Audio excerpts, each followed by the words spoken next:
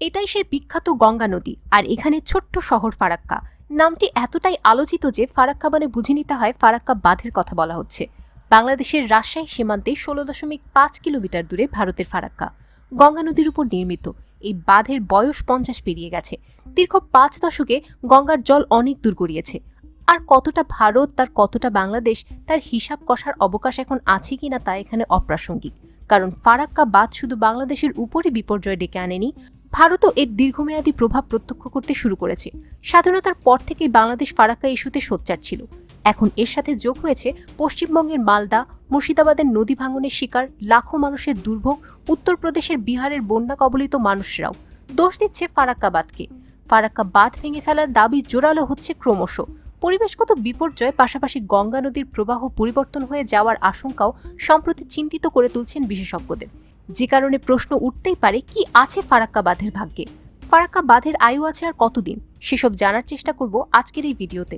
চলুন শুরু করা যাক। ভারতের পশ্চিমবঙ্গ রাজ্যের মালদা ও মুর্শিদাবাদ জেলার গঙ্গা নদীর উপর অবস্থিত এই বাঁধটি 2240 মিটার লম্বা। বাঁধটি $1 বিলিয়ন ব্যয়ে সোভিয়েত রাশিয়ার সহায়তায় বানানো হয়েছিল। কিন্তু ফারাক্কা সমস্যার সূত্রপাত ঘটে 50 দশকের গোড়ার দিকে। কলকাতা বন্দরের নাব্যতা বৃদ্ধির অজুহাতে ভারত 1956 সালে এই প্রকল্প হাতে নেয়। নদীর উপর ফারাক্কা বাঁধ নির্মাণের উদ্যোগ এই খবর জেনে তৎকালীন পাকিস্তান সরকার এর তীব্র প্রতিবাদ জানায়।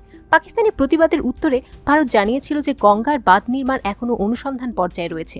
1960 সালে ভারত প্রথম এ ব্যাপারে পাকিস্তানের সঙ্গে বৈঠকে বসে। এই প্রক্রিয়া চলা অবস্থায় 1961 সাল থেকে 62 সালে ভারত গোপনে বাঁধ নির্মাণের কাজ শুরু করে। এভাবে বাংলাদেশের অভ্যুদয়ের পূর্বেই 1970 সালে ফিডার খাল ব্যতীত ফারাক্কা বাঁধ নির্মাণের কাজ শেষ করে ফেলে ভারত।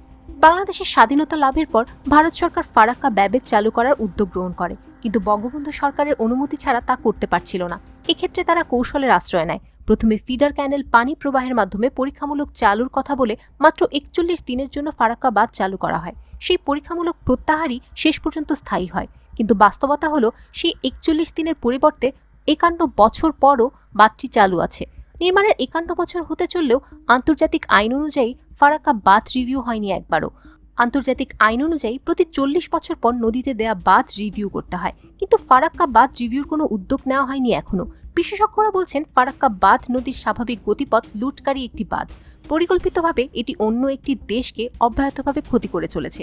সুতরাং বাঁধটি নিয়ে অনেক আগেই জোরালোভাবে ভাবার অবকাশ ছিল। বিকল্প চিন্তার দরকার ছিল, কিন্তু কোনোটিই হয়নি, যার কারণে দেশে এত দীর্ঘ ধরনের ক্ষতি হয়েছে। 1975 থেকে 1992 সাল পর্যন্ত গঙ্গার পানি প্রত্যাহারের ফলে বাংলাদেশের সার্বিক ক্ষতি হয়েছে 1,08,500 কোটি টাকা। এই বাঁধের কারণে বাংলাদেশ যেমন ক্ষতিগ্রস্ত হয়েছে, ঠিক তেমনি ভারতও ক্ষতিগ্রস্ত হয়েছে। আর দীর্ঘদিন যাবৎ যারা ফারাক্কা বাঁধের বিরোধিতা করেছিল, আজ তাদের দাবির সত্যতা প্রমাণিত হয়েছে। ফারাক্কা বাঁধ চালুর পর থেকে মালদা ও মুর্শিদাবাদের নদী ভাঙনের মাত্রা জ্যামিতিক হারে বাড়তে থাকে। গঙ্গা ভাঙন প্রতিরোধ অ্যাকশন নাগরিক কমিটির জরিপে কালিয়া চক ও মানিক চকের 750 বর্গ কিলোমিটার এলাকা ক্ষতি হয়েছে। তলিয়ে গেছে 7টি প্রাথমিক বিদ্যালয়, 14টি উচ্চ বিদ্যালয়। রুটি রুজি হারিয়ে ক্ষতিগ্রস্তদের মধ্যে 40,000 পরিবার চলে গেছে কাজের সন্ধানে। কেউ গেছেন দিল্লি, কেউ গুজরাট এবং মহারাষ্ট্রের পাড়ি জমিয়েছেন।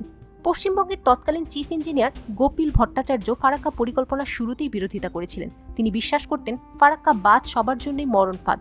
বিহারের মুখ্যমন্ত্রী নীতিশ কুমার 2016 সালে তার রাজ্যের বন্যা দুর্গতদের জন্য দায়ী করেছেন ফারাক্কা বাঁধকে।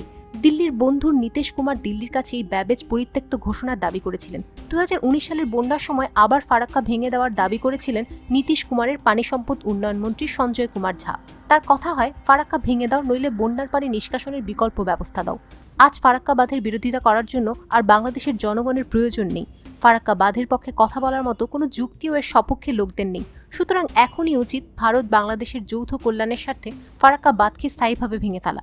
এটাই বাস্তবতা এবং এতেই উভয় দেশের কল্যাণ নিহিত রয়েছে। প্রিয় দর্শক, আজ এ পর্যন্তই। শুরু থেকে শেষ পর্যন্ত চেষ্টা করেছি ফারাক্কা বাঁধের সঠিক তথ্য উপস্থাপন করতে। কোথাও কোথাও তথ্যগত ভুল কিংবা আপনার পরামর্শ থেকে থাকলে তা কমেন্ট করে জানাতে পারেন। নিশ্চয়ই আবারও দেখা হবে নতুন কোনো বিষয় নিয়ে। ততদিন পর্যন্ত ভালো থাকুন, সুস্থ থাকুন।